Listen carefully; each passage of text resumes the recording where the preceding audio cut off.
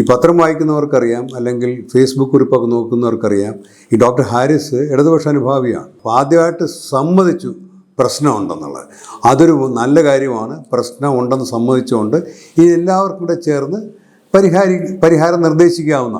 ഏത് കാരണവശാലും ഇടതുമുന്നണിയെയും CPM-നെയൊക്കെ ഗവൺമെൻറ്റിനെയും പിന്തുണയ്ക്കേണ്ട ഒരു ഡോക്ടർ നിവൃത്തിയില്ലാതെ പറയണമെങ്കിൽ അപ്പോൾ ബാക്കിയുള്ളവരുടെ മാനസികാവസ്ഥ ആലോചിച്ച് നോക്കണം. തിരുവനന്തപുരം മെഡിക്കൽ കോളേജിൽ പ്രശ്നമുണ്ട്, ആലപ്പുഴ മെഡിക്കൽ കോളേജിൽ പ്രശ്നമുണ്ട്, കേരളത്തിലെ എല്ലാ സർക്കാർ മെഡിക്കൽ കോളേജിലും പ്രശ്നമുണ്ട്. ഡോക്ടർ SS ലാൽ സാറാണ് നമ്മോടൊപ്പം ഉള്ളത്. കഴിഞ്ഞ എപ്പിസോഡിൽ സാർ കേരളത്തിൻ്റെ ആരോഗ്യസ്ഥിതിയെക്കുറിച്ച് നല്ല രീതിയിൽ തന്നെ വിശദീകരിച്ചിരുന്നു.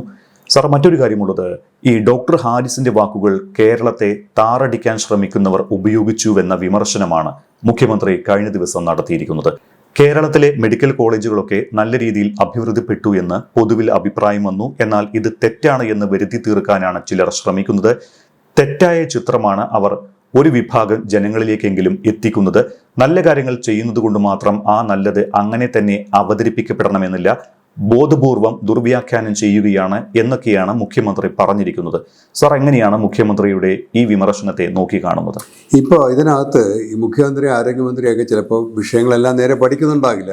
പക്ഷേ ഇവരൊക്കെ കാര്യങ്ങൾ പറഞ്ഞു കൊടുക്കാൻ ഉപദേശകരൊക്കെ ഉണ്ടെന്നാണ് വെപ്പ്. അവരും കൂടെ തെറ്റിദ്ധരിപ്പിക്കുന്നുണ്ടാകും. ഈ പത്രം വായിക്കുന്നവർക്കറിയാം, അല്ലെങ്കിൽ ഫേസ്ബുക്ക് കുറിപ്പൊക്കെ നോക്കുന്നവർക്കറിയാം, ഈ ഡോക്ടർ ഹാരിസ് ഇടതുപക്ഷ അനുഭാവിയാണ്. ഒരു സർക്കാർ ഉദ്യോഗസ്ഥനായിരുന്നിട്ടും അദ്ദേഹം നിലമ്പൂർ ഇലക്ഷൻ വിജയത്തിൽ അതിൻ്റെ അകത്ത് രാഷ്ട്രീയം എഴുതിയിട്ടുണ്ട്. UDF-ൻ്റെ വിജയത്തിൽ അതിനകത്ത് LDF ആണ് വിജയിച്ചെന്നുള്ള അർത്ഥത്തിൽ ഞാൻ പറഞ്ഞ അദ്ദേഹം രാഷ്ട്രീയം എഴുതുന്ന ആളാണ്. അദ്ദേഹം CPM-നൊപ്പം നിൽക്കുന്ന ആളാണ്, ഇടതുമുന്നണിക്കൊപ്പം നിൽക്കുന്ന ആളാണ്. അദ്ദേഹത്തിന് പോലും സഹിക്കാൻ വയ്യാത്തൊരവസ്ഥ ഉണ്ടായിരുന്നു. അങ്ങനെയാണ് അതിനെ കാണേണ്ടത്. ഏത് കാരണവശാലും ഇടതുമുന്നണിയെയും CPM-നെയൊക്കെ ഗവൺമെൻറ്റിനെയും പിന്തുണയ്ക്കേണ്ട ഒരു ഡോക്ടർ നിവൃത്തിയില്ലാതെ പറയണമെങ്കിൽ അപ്പോൾ ബാക്കിയുള്ളവരുടെ മാനസികാവസ്ഥ ആലോചിച്ച് നോക്കണം. ഒരു ഡോക്ടർ ഹാരിസ് അല്ല, ഇതുപോലെ സംസാരിക്കണമെന്ന് അറിയാൻ ആഗ്രഹമുള്ള ഒരുപാട് ഹാരിസ് ഡോക്ടർമാരുണ്ട്, ഒരുപാട് ഡോക്ടർമാരുണ്ട്. അവർ സർക്കാരിനെ ഭയന്നോ അല്ലെങ്കിൽ സർക്കാർ ഉദ്യോഗസ്ഥരാണെന്നുള്ള ഉത്തരവാദിത്വം മനസ്സിൽ കണ്ടുകൊണ്ടോ അല്ലെങ്കിൽ ശിക്ഷാ നടപടി ഉണ്ടാകുമെന്ന് ഭയന്നിട്ട് പറയാത്തതാണ് ഇപ്പോഴും ഹാരിസാണ് നേരിടാൻ പോകുന്നത്. അല്ലാതെ ഇവിടെ പ്രശ്നങ്ങളില്ലാഞ്ഞിട്ടല്ല. തിരുവനന്തപുരം മെഡിക്കൽ കോളേജിൽ പ്രശ്നമുണ്ട്, ആലപ്പുഴ മെഡിക്കൽ കോളേജിൽ പ്രശ്നമുണ്ട്, കേരളത്തിലെ എല്ലാ സർക്കാർ മെഡിക്കൽ കോളേജിലും പ്രശ്നമുണ്ട്. ഇത് ഭയന്ന് പുറത്ത് പറയാത്തതാണ്. ഇത് നമ്മൾ ഇപ്പോൾ ഈ ഡോക്ടർ ഹാരിസിനെ ഏതെങ്കിലും തരത്തിൽ ആക്രമിച്ചു കഴിഞ്ഞാൽ അത് പൊതുജന വികാരം അതിനെതിരെ ശക്തമായിട്ടുണ്ടാകേണ്ടതാണ്. മെഡിക്കൽ രംഗത്തും അതിനനുസരിച്ചുള്ള ചലനങ്ങളുണ്ടാകും. അദ്ദേഹത്തിനെ സംരക്ഷിക്കുക തന്നെ ചെയ്യും. മാത്രമല്ല, രാജാവ് നഗ്നനാണെന്ന് പറയുന്ന കുട്ടിയെ വെടിവെച്ച് കൊല്ലുന്നതിന് തുല്യമാണ്. എന്തൊരു കഷ്ടമാണ്. നമ്മൾ ഒരു പ്രശ്നം പറയുമ്പോഴത്തേക്ക് അതും ഇവിടെ മന്ത്രിസഭ രാജിവെക്കാനൊന്നും അല്ല അദ്ദേഹം പറഞ്ഞത്. അദ്ദേഹം CPM-കാരനാണ്. അദ്ദേഹം പറഞ്ഞത് പാവപ്പെട്ട ജനങ്ങൾക്ക് ചികിത്സ കിട്ടുന്നില്ല, ഞങ്ങളൊക്കെ നികുതിപ്പണം സാധാരണക്കാരൻ്റെ നികുതിപ്പണം കൊണ്ട് മെഡിക്കൽ ഡിഗ്രി എടുത്തവരാണ്, അങ്ങനെ കിട്ടുന്ന ശമ്പളം കൊണ്ട് ജീവിക്കുന്നവരാണ്, നമുക്ക് സമൂഹത്തോട് തിരിച്ച് കടപ്പാടുണ്ട്. എനിക്ക് ഫീസ് തന്ന രോഗികൾക്ക് ചികിത്സ കൊടുക്കാൻ പറ്റില്ലെങ്കിൽ എനിക്ക് ലജ്ജയുണ്ടെന്ന് പറഞ്ഞ ഒരാളെ വെടിവെക്കുകയാണ് വേണ്ടത്. അയാൾ സത്യം പറഞ്ഞാൽ കേരളം മുഴുവൻ ഈ ഡോക്ടർ ഹാരിസിനോട് കടപ്പെട്ടിരിക്കുകയാണ്. ഇന്ന് ഈ ചർച്ച നടക്കുന്നത് പോലും എന്തെങ്കിലും ഹെലികോപ്റ്ററിൽ മന്ത്രി മരുന്നെത്തിച്ചു എന്ന് പറഞ്ഞു, ഉപകരണങ്ങൾ എത്തിച്ചു എന്ന് പറഞ്ഞു. അതിന് ഡോക്ടർ ഹാരിസിനോട് കടപ്പാട് പറയേണ്ടത്. ഇത് ഹാരിസ് പറഞ്ഞു എന്നുള്ളത് ഇതിന് മുമ്പിരുന്നവർ ഇതേ അനുഭവത്തിലൂടെ കടന്നുപോയവരാണ്. എൻ്റെ ഒരു ക്ലാസ്മേറ്റ്, ഒരു യൂറോളജിസ്റ്റ്, അതേ ഡിപ്പാർട്ട്മെൻറ്റിൽ ഇപ്പോൾ പിരിഞ്ഞുപോയി. അദ്ദേഹം പ്രോവിഡൻറ്റ് ഫണ്ട് ലോൺ എടുത്താണ് അവിടുത്തെ ആശുപത്രി ഉപകരണങ്ങൾ വാങ്ങിച്ചിരുന്നത്. ഇതാണ് യാഥാർത്ഥ്യം. അപ്പം നമ്മൾ ഒരു വിഷയം പറയുന്നൊരു വെടിവെച്ച് വന്നുകൊണ്ട് വിഷയം തരുന്നില്ലല്ലോ. ആ ചോദ്യങ്ങളും അദ്ദേഹം ഉയർത്തിയ പ്രശ്നങ്ങൾ അവിടെ തന്നെ നിൽക്കും. അങ്ങനെയെങ്കിൽ മുഖ്യമന്ത്രിയുടെ വാക്കുകളിൽ ഒരു മുന്നറിയിപ്പ് സൂചനയുണ്ടാവും. ഇനി ഒരു ഡോക്ടർമാരും മിണ്ടരുത്, അല്ലെങ്കിൽ ഡോക്ടർ ഹാരിസിനെ പിൻപറ്റി ഇനി ആരും തുറന്നു പറച്ചിലുകൾക്ക് നിൽക്കരുത് എന്നൊരു താക്കീതുണ്ടോ? ഒരു കമ്മ്യൂണിസ്റ്റ് മുഖ്യമന്ത്രി പറയുമ്പോൾ അദ്ദേഹം സൂക്ഷിച്ചായിരിക്കും പറഞ്ഞത്. അദ്ദേഹം തൽക്കാലം രക്ഷപ്പെടാൻ പറഞ്ഞായിരിക്കും. കാരണം ഈ ഭരണങ്ങൾക്കെതിരെയൊക്കെ ശബ്ദമുയർത്തി വന്ന ഒരാളാണ് അദ്ദേഹവും. അദ്ദേഹം നയിച്ച പ്രസ്ഥാനങ്ങളെല്ലാം അങ്ങനെ തന്നെയാണ്.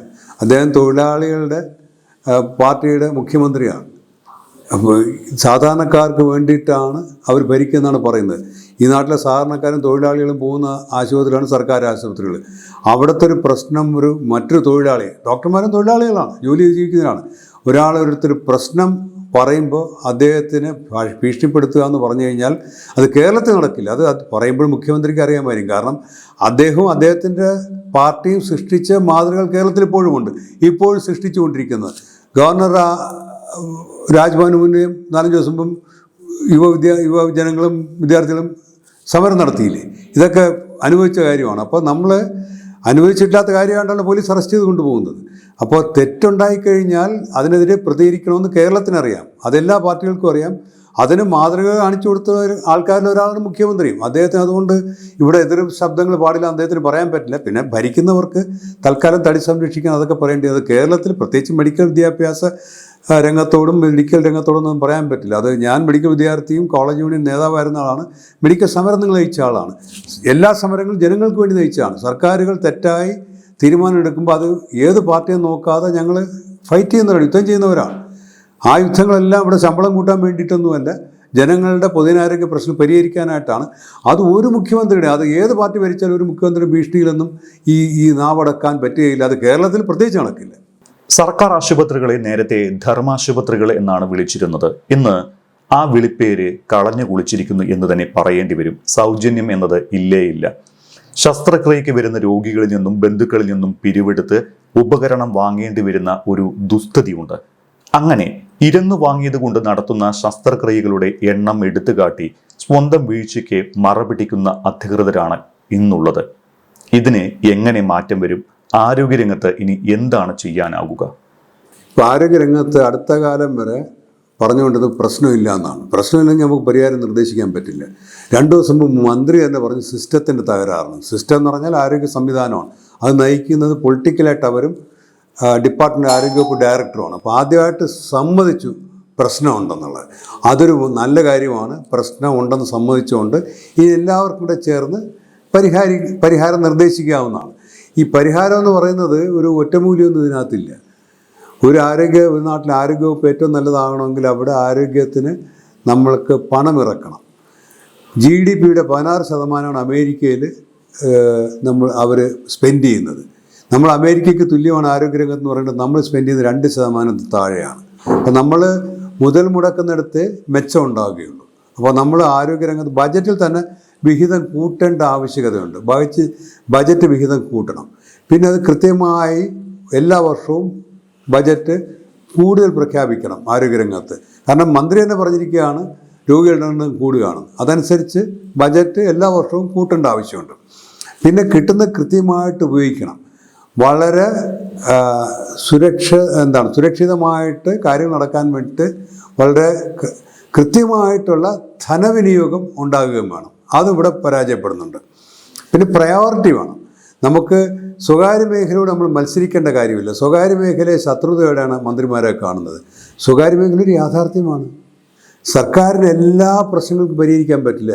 സർക്കാരിന് യാത്രാ സൗകര്യം പരിഹരിക്കാൻ പറ്റുമെങ്കിലും ഇവിടെ നാട്ടിൽ പ്രൈവറ്റ് ബസ് വേണ്ടല്ലോ, ടാക്സി വേണ്ടല്ലോ, ഓട്ടോറിക്ഷ വേണ്ടല്ലോ. അപ്പോൾ സർക്കാരിനെ കൊണ്ട് പറ്റാത്തത് കൊണ്ടാണ് അതൊക്കെ അനുവദിക്കുന്നത്. ഇപ്പോൾ ഓട്ടോറിക്ഷ ആയാലും ടാക്സി ആയാലും സ്വകാര്യ ബസ്സായാലും സർക്കാർ റെഗുലേറ്റ് ചെയ്യുന്നുണ്ട്, നിയന്ത്രിക്കുന്നുണ്ട്, അനുവദിക്കുകയും. പക്ഷേ അവരെ ടിക്കറ്റ് നിരക്ക് സർക്കാരാണ് തീരുമാനിക്കുന്നത്. അതുപോലെ ചികിത്സാ മേഖലയിലും സ്വകാര്യ മേഖല ഒരു യാഥാർത്ഥ്യമാണ്. അത് ഏത് രാജ്യത്താലും യാഥാർത്ഥ്യമാണ്.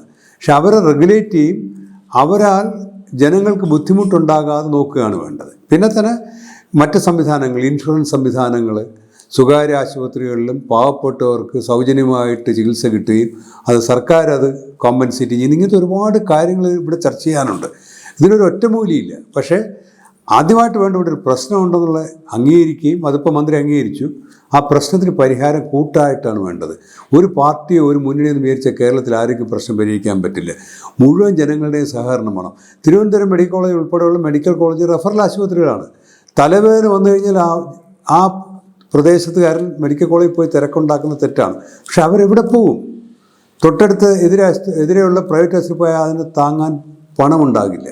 അപ്പോൾ കൃത്യമായ ഡിസ്ട്രിബ്യൂഷൻ ആശുപത്രികൾക്ക് വേണം എല്ലാവർക്കും. പ്രത്യേകിച്ച് നഗരങ്ങളിൽ, ഗ്രാമപ്രദേശങ്ങളിൽ പ്രാഥമിക ആരോഗ്യ കേന്ദ്രങ്ങളുണ്ട്. പക്ഷേ അവിടെയും സ്ഥിതി വ്യത്യസ്തമല്ല. അപ്പോൾ മൊത്തത്തിൽ എല്ലാവരുടെ കേരളത്തിൽ ഇതുമായിട്ട് ബന്ധപ്പെട്ട എല്ലാവരുടെ ഇതിലുള്ള കൂട്ടമായിട്ടുള്ള ചർച്ചകളും പ്രശ്നങ്ങളുടെ വിശദമായ കണ്ടെത്തലുകളും പരിഹാര മാർഗങ്ങൾ കൂട്ടമായി നിർദ്ദേശിക്കുകയും അത് ദീർഘകാല വീക്ഷണത്തോടെ ഉള്ളതായിരിക്കണം. ഈ സർക്കാരിൻ്റെ ബാക്കിയുള്ള 8 മാസത്തേക്കുള്ള പ്രശ്നമല്ല പരിഹരിക്കേണ്ടത്.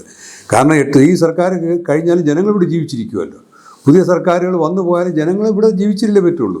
അവരുടെ ആരോഗ്യ പ്രശ്നങ്ങൾ സർക്കാർ നോക്കിയിട്ടല്ലോ രോഗാണുക്കളോ നമ്മൾ ആക്രമിക്കുന്നത്, അല്ലെങ്കിൽ അപകടങ്ങളുണ്ടാകുന്ന സർക്കാർ നോക്കിയിട്ടാണോ? അപ്പോൾ ഇതൊരു തുടർച്ചയാണ്. ആ രീതിയിലൊരു കാഴ്ചപ്പാട് ആവശ്യവുമാണ്. സാർ, നേരത്തെ ഡോക്ടർ ഹാരിസിനെ പോലെ തന്നെ മിടുക്കനായ ഒരു ഡോക്ടറുടെ കാര്യം സൂചിപ്പിച്ചിരുന്നു. ലോൺ എടുത്ത രോഗികൾക്കായി ശസ്ത്രക്രിയ നടത്തിയ ഒരു ഡോക്ടറെ കുറിച്ച്. ആ സംഭവത്തെക്കുറിച്ചൊന്ന് കൂടുതൽ പറയാമോ? കാരണം അത്തരം ഡോക്ടർമാർ കൂടി നമ്മുടെ സമൂഹത്തിൽ ഉണ്ട് എന്ന് ജനങ്ങൾ അറിയേണ്ടതല്ലേ? ഇത് പൊതുവെ ഡോക്ടർമാർ നമ്മുടെ സമൂഹത്തിൽ നിന്ന് വരുന്നവരാണ്. അപ്പോൾ അത് തൊഴിലാളിയുടെ മോന് മെഡിക്കൽ കോളേജ് കിട്ടിയാൽ ആ തൊഴിലാളി അനുഭവിച്ചിരുന്ന പ്രശ്നങ്ങളുടെ പശ്ചാത്തലത്തിൽ വരുന്നുണ്ട് അയാൾക്ക് ആ രീതിയിൽ അറിയാമായിരിക്കും. അപ്പോൾ അങ്ങനെയാണ്. അല്ലെങ്കിൽ ഒരു ഡോക്ടറുടെ മകൻ വന്നു കഴിഞ്ഞാൽ അയാൾ മെഡിക്കൽ ചികിത്സ കണ്ടു വളർന്ന ഒരാളായിരിക്കും. ഇതുപോലെ തന്നെ ഒരു കൈക്കൂലിക്കാരൻ്റെ മകൻ ഡോക്ടറായ കൈക്കൂലിക്കാരനാകാൻ സാധ്യതയുണ്ട്. അത് നമ്മൾ മറച്ചു വയ്ക്കുന്നില്ല. ഇപ്പം നമ്മൾ രക്തപരിശോധനയോ അല്ലെങ്കിൽ മാനസിക പരിശോധന നടത്തിയിട്ടൊന്നുമില്ല ഒരാൾ ഡോക്ടറാക്കുന്നത്. ഒരു പ്രവേശന പരീക്ഷയിലൂടെ വരികയാണ്. ഞാൻ ഡോക്ടറായിരിക്കുമ്പോൾ ഡോക്ടർമാരുടെ നേതാവായിരുന്ന ആളാണ്, ഇപ്പോഴും നേതൃത്വത്തിലുള്ള ആളാണ്. ഡോക്ടറാകാൻ പാടില്ലാത്ത പലരും നാട്ടിൽ ഡോക്ടറാകുന്നുണ്ട്. അത് പരീക്ഷാ സംവിധാനത്തിൻ്റെ പ്രശ്നമാണ്. മെഡിക്കൽ പ്രവേശന പരീക്ഷയിലെ മാർക്ക് മാത്രമാണ് നോക്കുന്നത്. അപ്പോൾ അതിനകത്ത് പുഴുക്കുത്തുകളുണ്ട്, അത് യാഥാർത്ഥ്യമാണ്. അപ്പോൾ അത് വേറെ തരത്തിൽ പരിഹരിക്കപ്പെടേണ്ട പ്രശ്നമാണ്. പക്ഷേ കേരളത്തിലെ ഡോക്ടർമാർ മൊത്തത്തിൽ നല്ലതാണെന്ന് പറയുന്നതിൻ്റെ കാര്യം എന്ന് പറഞ്ഞാൽ ഒരു മെഡിക്കൽ വിദ്യാഭ്യാസത്തിൽ നല്ല അധ്യാപകരും നല്ല സംവിധാനങ്ങളും ഉണ്ടായിരുന്നുകൊണ്ട് പൊതുവെ മോശം ഒരാൾ വന്നാൽ പോലും പൊതുവെ ഒരു നല്ല ഡോക്ടറായിട്ട് പുറത്തിറങ്ങാനുള്ളൊരു പരിശീലനമാണ് കിട്ടുന്നത്. മാത്രമല്ല മനുഷ്യ ശരീരവുമായിട്ടാണ് ബന്ധപ്പെട്ടുള്ളതാണ്. ഇപ്പോൾ ഒരു മെഷീൻ റിപ്പയർ ചെയ്യുന്ന കണക്കല്ല വെച്ച് പകുതിയാക്കി വെച്ചിട്ട് പോകാൻ പറ്റില്ല. ഒരു ഓപ്പറേഷൻ പകുതിയാകുമ്പോൾ പോകാൻ പറ്റില്ല. ഓപ്പറേഷൻ നടന്നുകൊണ്ടിരിക്കുമ്പോഴത്തെ ഭർത്താവ് മരിച്ച നഴ്സിനെ എനിക്കറിയാം. അവരറിയുകയും ചെയ്തു, എന്നിട്ട് അവർക്ക് ഓപ്പറേഷൻ തീരെ ഇറങ്ങാൻ പറ്റിയിട്ടില്ല. ഇതാണ് മെഡിക്കൽ ഫീൽഡ്. അപ്പോൾ ഇതിനകത്ത് പൊതുവേ മെച്ചപ്പെട്ടുള്ള മനുഷ്യരാണ് വരുന്നത്, അല്ലെങ്കിൽ വരുന്നവർ മെച്ചപ്പെട്ടു പോകും. അപ്പോൾ ആ ഒരു നന്മ ഈ രംഗത്തുണ്ട്. പക്ഷേ ഇതെല്ലാം ഈ നന്മ മാത്രം കൊണ്ട് കാര്യം നടക്കില്ലല്ലോ. മഹാന്മാരായ ഡോക്ടർ, നന്മയുള്ള ഡോക്ടറുണ്ടായ ചികിത്സ നടക്കില്ല. അപ്പോൾ ഇതിനുള്ള ഭൗതിക സാഹചര്യങ്ങൾ ഒരുക്കേണ്ടത് സർക്കാരാണ്. അപ്പോൾ അത് സർക്കാർ ഒരുക്കുക തന്നെ വേണം. ഞാൻ നേരത്തെ പറഞ്ഞ ഉദാഹരണം എന്ന് പറയുന്നത് എൻ്റെ ക്ലാസ്മേറ്റാണ് ഡോക്ടർ സതീഷ്. എന്നെ പലപ്പോഴും വിളിക്കുമായിരുന്നു. അയാൾ ജീവിതത്തിൽ കൈക്കൂലി വാങ്ങിച്ചിട്ടില്ലാത്ത ഡോക്ടറാണ്. അയാൾക്ക് ഓപ്പറേഷൻ ചെയ്യാനായിട്ട് ഉപകരണങ്ങളില്ല. സർക്കാരിന് എഴുതി മടുത്തു. ഇപ്പോൾ നമ്മുടെ ഹാരിസ് പറയുന്ന പോലെയാണ്. അതിന് അയാൾ സ്വന്തം കയ്യിലെ പൈസ എടുത്ത് ശസ്ത്രക്രിയ ഉപകരണങ്ങൾ വാങ്ങിച്ച് രാവിലെ ആശുപത്രി കൊണ്ടുവന്ന് ഉപയോഗിച്ചിട്ട് വൈകുന്നേരം തിരിച്ചു കൊണ്ടുപോകുന്ന, അല്ലെങ്കിൽ പിറ്റേ ദിവസം ശുദ്ധീകരിച്ച് തിരിച്ചു കൊണ്ടുപോകുന്ന അവസ്ഥയിലേക്ക് കാര്യങ്ങൾ എത്തിയായിരുന്നു. പല ഡോക്ടർമാരും ചെയ്യുന്നുണ്ട്. ഈ ഒരു സതീഷ് മാത്രമല്ല, പലരും ചെയ്യുന്നുണ്ട്. കാരണം ഒരു തൊഴിൽ വന്നു കഴിഞ്ഞാൽ നടത്താതിരിക്കാൻ പറ്റുമോ? നമുക്ക് രോഗി വന്ന് മുന്നിൽ നിൽക്കും. ഞാൻ സർക്കാർ ജോലിയാണ്, ദിവസം 200 OP ഒക്കെയാണ് വരുന്നത്. ഇവരോട് പറയാൻ പറ്റുമോ സർക്കാർ ഉപകരണം തന്നില്ല എന്ന്? പലപ്പോഴും ഈ സർക്കാരിൻ്റെ പിടിപ്പുകേടിന്, രോഗിയുടെ ദേഷ്യത്തിൻ്റെ രണ്ടിനും ഇടയിൽപ്പെട്ടു ഡോക്ടർമാർ നഴ്സുമാർ തല്ല് കിട്ടുന്നവർക്കാണ്. അപ്പോൾ ഇത് പിന്നെ മനുഷ്യത്വമില്ലേ? നമ്മളെല്ലാവരും സാധാരണക്കാരില്ലേ? ഈ ഡോക്ടർ പറഞ്ഞില്ലേ, മകൻ്റെ പ്രായമുള്ള ഒരു കുട്ടി ഓപ്പറേഷൻ ചെയ്യാൻ പറ്റാത്തതുകൊണ്ട് ഞാനിത് പുറത്ത് പറയുന്നതാണ്. ഈ സാഹചര്യം എല്ലാ ഡോക്ടർമാരും നഴ്സുമാരും ദിവസം അനുഭവിക്കുകയാണ്. അപ്പോൾ അതുകൊണ്ട് പലപ്പോഴും പലരും കയ്യിൽ നിന്നും സ്വന്തം കയ്യിൽ നിന്ന് പൈസ എടുത്ത് ഭക്ഷണം വാങ്ങിച്ചുകൊണ്ട് നഴ്സുമാരെ എനിക്ക് ഒരുപാട് പേരെ അറിയാം. ഞാനത് എഴുതിയിട്ടുമുണ്ട്. വീട്ടിൽ പോകാൻ നേരത്ത് ഭർത്താവ് മരിച്ചുപോയി, ആംബുലൻസ് പിടിക്കാൻ പൈസയില്ല, ടാക്സി പിടിക്കാൻ പൈസയില്ല. അവർക്ക് പൈസ കൊടുത്ത് നഴ്സുമാരെ ഞാൻ കണ്ടിട്ടുണ്ട്. ഇത് തിരിച്ചു കിട്ടുന്ന പൈസയാണ്. അപ്പോൾ ഈ നമ്മളൊരു ഉപകരണത്തല്ലല്ലോ ചികിത്സിക്കുന്നത്, മനുഷ്യനല്ലേ. അപ്പോൾ സ്വാഭാവികമായിട്ട് അത് ആരായാലും, ഇപ്പോൾ ഞാനല്ല, ഹാരിസല്ല, ആരല്ല, അവിടെ ഏതൊരാൾ വന്നാലും മനുഷ്യൻ്റെ ബുദ്ധിമുട്ടുകൾ കാണുമ്പോൾ കുറേയൊക്കെ കയ്യിൽ നിന്ന് ചെയ്തു പോകും. അതാരും പുറത്ത് പറയാറില്ല, അല്ലെങ്കിൽ പുറത്തറിയാറില്ല എന്നുള്ളതാണ്. അതുകൊണ്ടാണ് ഈ ഒരു അവസരം കിട്ടുവാണെങ്കിൽ ഞാൻ ആ പേരുകൾ പുറത്ത് പറഞ്ഞത്. ഇങ്ങനെ 5-10 ഡോക്ടർമാർ മെഡിക്കൽ കോളേജുകളിലും സർക്കാർ സംവിധാനങ്ങളിലും ഉണ്ടായിരുന്നുവെങ്കിൽ നമ്മുടെ ചികിത്സാ രംഗം വലിയ തോതിൽ മാറുമായിരുന്നു അല്ലേ? ചികിത്സാ രംഗത്ത് ഇപ്പോഴുള്ള കുറേ നന്മകൾ കാരണം സത്യം പറഞ്ഞ ഡോക്ടർമാർ നഴ്സുമാരുള്ളതുകൊണ്ടാണ്. ഈ പറഞ്ഞ കയ്യിൽ നിന്ന് പൈസ ഇട്ട് ചികിത്സ നടത്തുന്നവരൊക്കെ ഉള്ളതുകൊണ്ടാണ്. എന്നാലും കുറേ കൂടെ മെച്ചപ്പെടുത്താൻ പറ്റും. അതിന് ഒരുപാട്, ഇപ്പോൾ അഡ്രസ്സ് ചെയ്യേണ്ട ഒരു വിഷയമല്ല, അത് ദീർഘകാല വീക്ഷണത്തോടെ അഡ്രസ്സ് ചെയ്യേണ്ടതാണ്. കേരളത്തിലല്ല, എവിടെയും ഡോക്ടറായി വരുന്ന ഒരാൾ ഡോക്ടറാകാൻ യോഗ്യനാണെന്ന് പരിശോധിക്കപ്പെടേണ്ടതുണ്ട്. അമേരിക്ക പോലുള്ള പല രാജ്യങ്ങളിലും സാമൂഹ്യ പ്രതിബദ്ധതയും നമ്മുടെ മാനസികാവസ്ഥയും സമൂഹത്തോടുള്ള കമ്മിറ്റ്മെൻറ്റ് ഇതെല്ലാം അളന്നിട്ട് ഒരു മെഡിക്കൽ വിദ്യാർത്ഥിയാകാൻ പറ്റുള്ളൂ.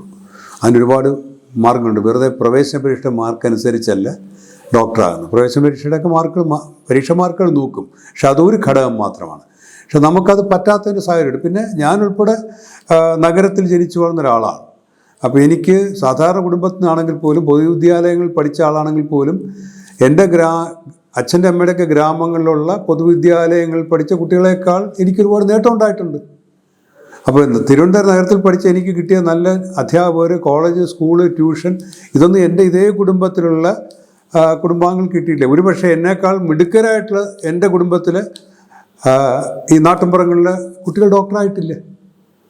അപ്പോൾ ആ ഒരു യാഥാർത്ഥ്യം നിലനിൽക്കുന്നുണ്ട്. അപ്പോൾ സമൂഹത്തിലെ എല്ലാ തട്ടിലുമുള്ളവർ ഡോക്ടർമാരാകാൻ, അല്ലെങ്കിൽ ജനങ്ങളുടെ പ്രശ്നങ്ങൾ നേരിട്ട് മനസ്സിലാകുന്നവർ ഡോക്ടർമാരാകാൻ സാഹചര്യമുണ്ട്. പലപ്പോഴും നഗര കേന്ദ്രീകൃതമാണ് ഈ ട്രെയിനിങ് സെൻറ്ററുകൾ, അല്ലെങ്കിൽ നഗരങ്ങളിലുള്ളവർക്ക്, അല്ലെങ്കിൽ ധനാഢ്യന്മാർക്ക് മാത്രം എത്തിപ്പെടാൻ പറ്റുന്നതാണ്, അവരുടെ മക്കൾക്ക് മാത്രം എത്തിപ്പെടാൻ പറ്റുന്നതാണ് ഈ പരിശീലന കേന്ദ്രങ്ങൾ. അപ്പോൾ അവിടെ എത്തുന്ന സ്വാഭാവികമായിട്ടും ജീവിത സൗകര്യങ്ങളുള്ള കുട്ടികളായിരിക്കും കൂടുതലും.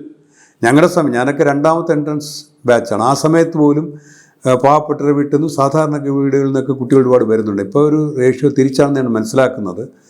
ട്യൂഷൻ ഫീസൊക്കെ അഫോർഡ് ചെയ്യാൻ പറ്റുന്ന ധനികരുടെ കുടുംബത്തിനാണ് വരുന്നത്. അപ്പോൾ അവർ മോശമെന്നല്ല, പക്ഷെ അവർ സാധാരണക്കാരുടെ പ്രശ്നങ്ങൾ ഒരുപാട് അറിഞ്ഞിട്ടുണ്ടാകില്ല.